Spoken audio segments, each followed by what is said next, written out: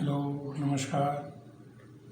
आज हम लोग बात करेंगे जो बहुत छोटे बच्चे होते हैं, जो अभी 4 हाथ पाँव से चल रहे हैं, यानी कि टॉडलर्स, बहुत यंग बच्चे, उनकी ओरिएंटेशन और मोबिलिटी की जो स्किल्स होती है उसको बढ़ावा कैसे दिया जाए, इस विषय पे आज हम लोग चर्चा करेंगे।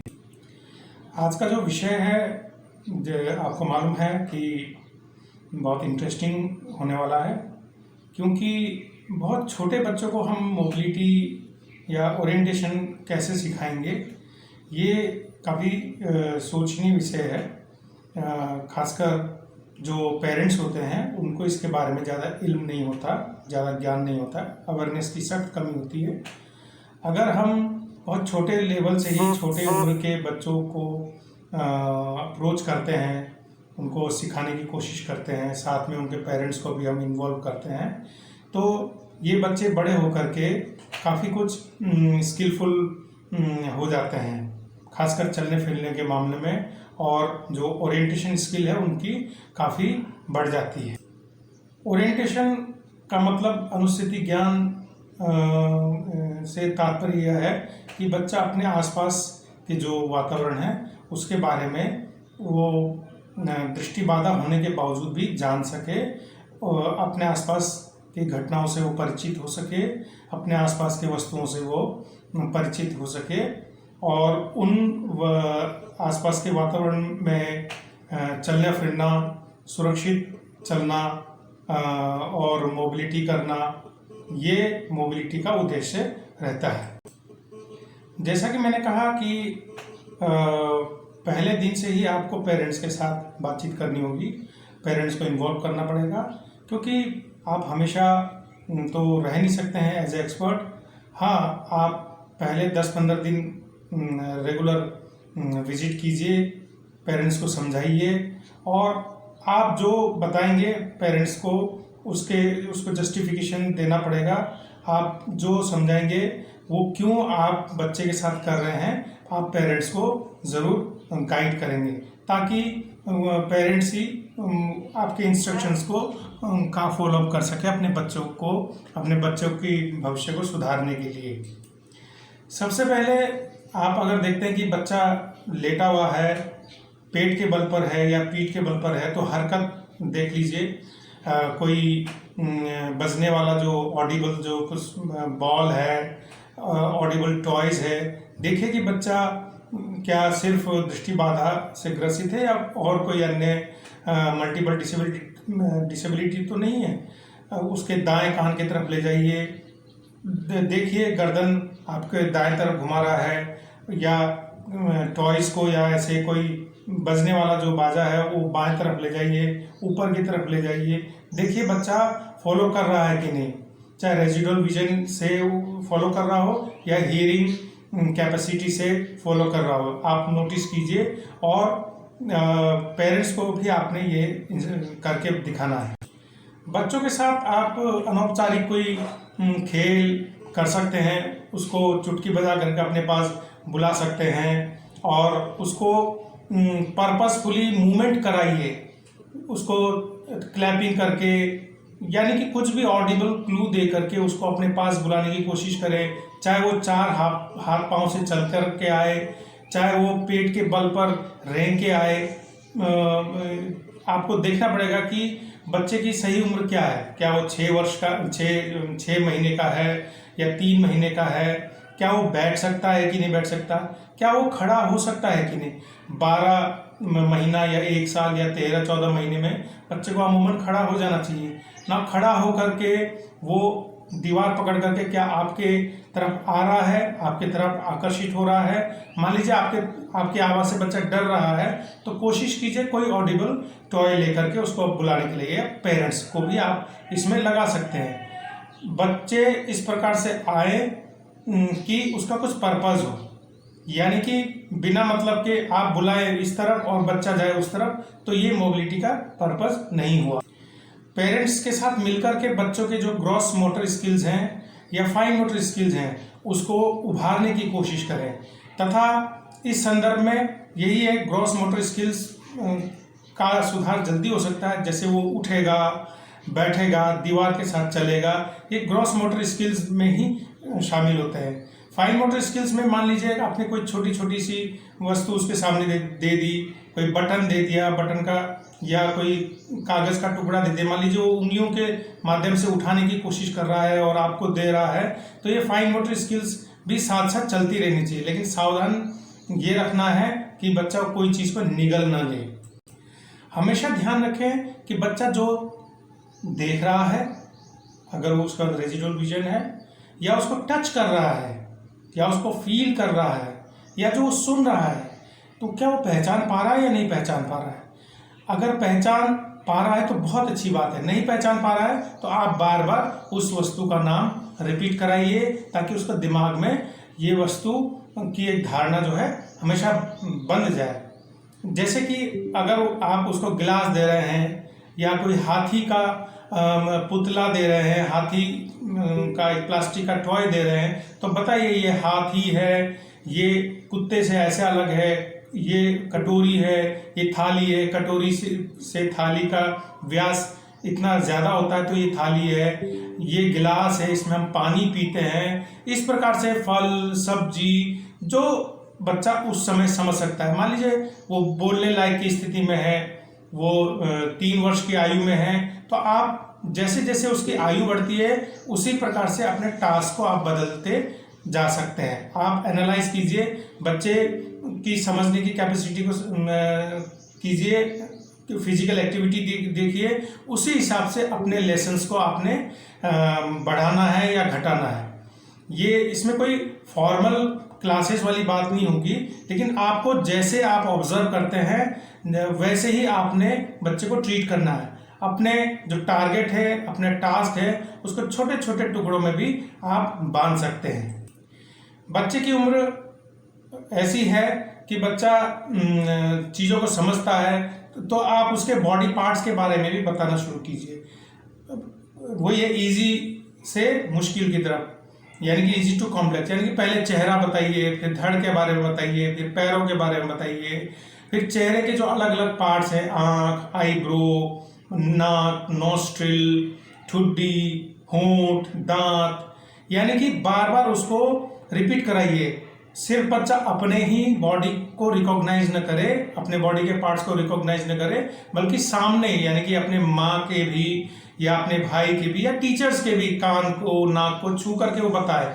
और धीरे धीरे आप इसका दायरा बढ़ाएं। दायां पक्ष कौन सा है, बायां पक्ष कौन सा है, आप पूछ सकते हैं। टीचर का दायां कंधा छू के बताओ, टीचर के बाएं हाथ को छू के बताओ, अपने बाएं हाथ से मेरा बायां हाथ छू के बताओ। इस प्रकार से उसको सिंपल जो डायरेक्शंस हैं उसके बारे में भी पता चलना शुरू हो सकता है। ये मोबिलिटी के लिए, ओरिएंटेशन के लिए एक बिल्डिंग ब्लॉक्स का काम करता है। और जैसे बच्चा अपने शरीर के बारे में अवधारणा बना लेता है, तो आप आसपास के जो उसके कमरे हैं, उसका जो कमरा है, कमरे में जो विभिन्न वस्तुएं रखी गई हैं, जैसे टेबल दरवाजे के दाएं तरफ है, बेड सामने की तरफ है, पंखा ऊपर की तरफ है, स्विच बोर्ड दरवाजे के बाएं तरफ है, और खिड़कियां जो है पश्चिम की ओर है।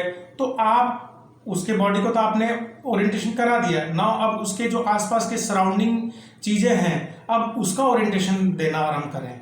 तो उसको न सिर्फ अपने शरीर के बारे में ज्ञान हो जाएगा, बल्कि मेरे आसपास क्या है, मेरे शरीर से थोड़ा सा दूर 1 मीटर, 2 मीटर, 3 मीटर की दूरी पर क्या क्या वस्तु है, उनका नाम क्या है, वो किस किस डायरेक्शंस में है, और मुझे उन डायरेक्शन में जाने के लिए मुझे क्या करना पड़ेगा। ये ओरिएंटेशन मोबिलिटी के लिए बहुत ही बेसिक फाउंडेशन का काम करते हैं। इसी से बच्चे का जो है ओरिएंटेशन यानी कि अनुस्थिति ज्ञान उसकी सुधरती चली जाती है।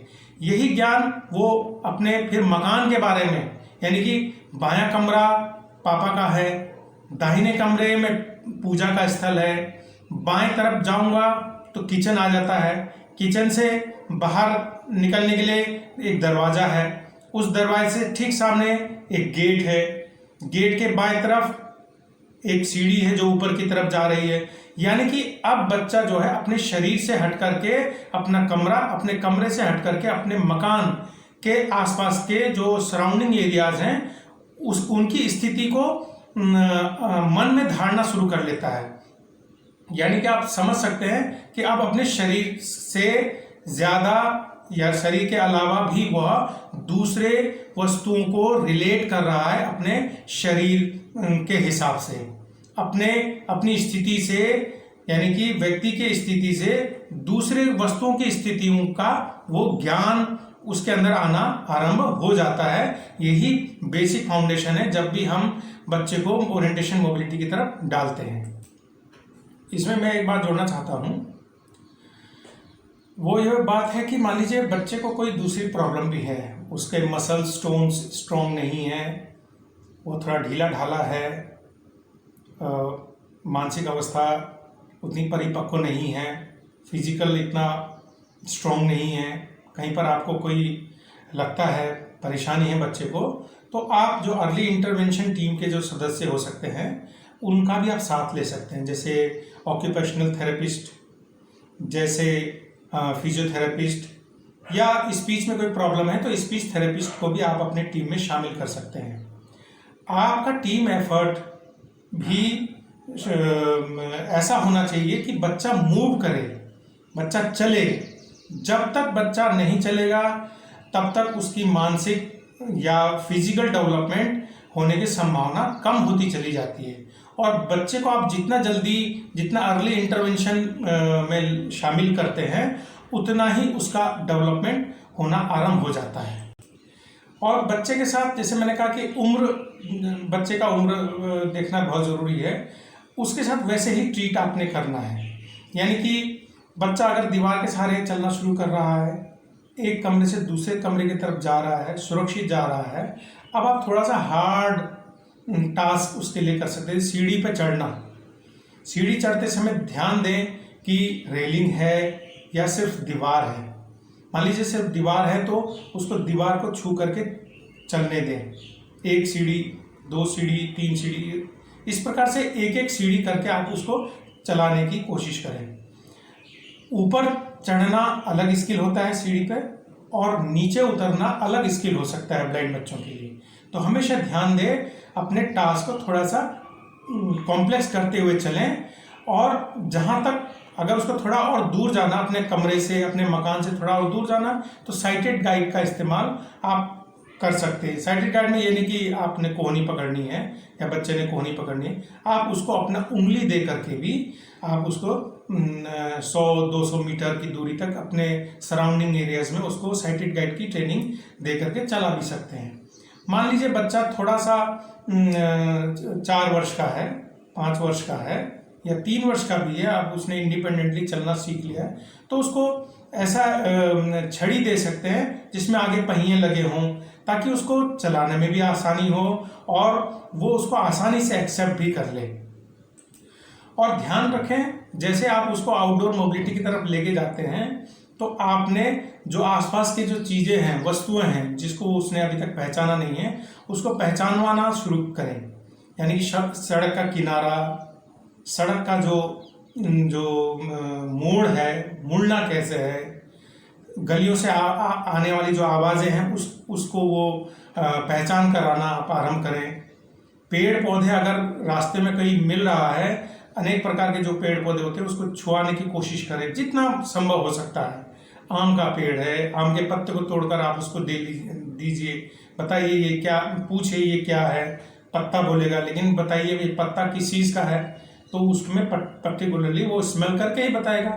यानी कि आप जो मल्टी सेंसरी अप्रोच है उसका इस्तेमाल मोबिलिटी में भी करना आरंभ कर सकते हैं इस अवस्था में।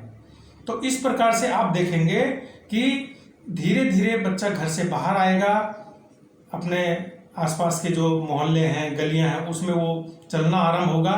तो उसका जो एक हेजिटेशन है या पेरेंट्स का हेजिटेशन, बच्चे को तब तक तो खैर इतना नहीं मालूम होगा, पेरेंट्स का हेजिटेशन है वो भी धीरे धीरे खत्म होगा। पेरेंट्स को जरूर शामिल करें और साथ साथ में जो आसपास के जो नेबरहुड में जो लोग हैं उनको भी बताइए, उनको भी ज्ञान दीजिए कि भाई बच्चा चल सकता है, आप लोगों ने इसको एनकरेज करना है।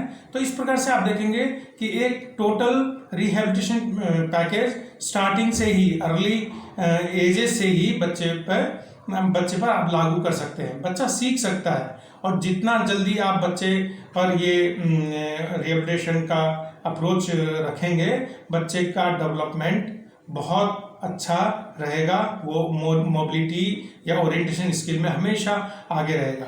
तो इसी के साथ मैं आज की वीडियो समाप्त करता हूं। मुझे उम्मीद है आप इसको पसंद करेंगे, खासकर जो बीएड या बीएड के छात्र हैं, प्रशिक्षु हैं, इस पे गौर करेंगे। और जो पेरेंट्स हैं जिनके घर में कोई विजुअली इम्पेयर्ड बच्चा है, तो वो मेरी बातों पर ध्यान देगा। और कोई इंस्ट्रक्टर ना भी मिले तो भी आप स्वयं इंस्ट्रक्टर बन करके अपने बच्चे का लालन पालन या उसके चलने फिरने की जो ट्रेनिंग है आरंभ कर सकते हैं। धन्यवाद।